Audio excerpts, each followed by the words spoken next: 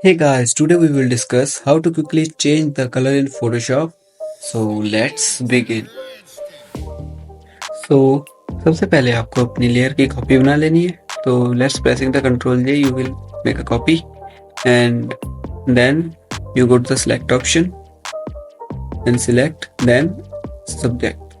Okay, फिर आपको subject select करना है.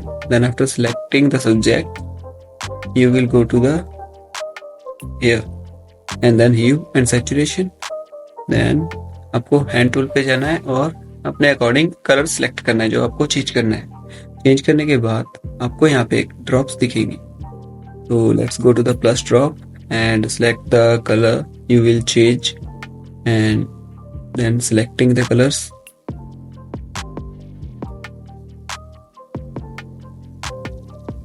After selecting the color, you will go to the hue sections and adjust the color according to your preference. And I choose I think yellow. No, yellow, green. Yeah, green is looking better.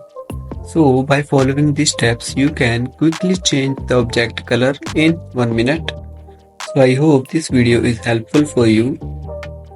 So you can follow my Instagram or LinkedIn profiles, link in the description.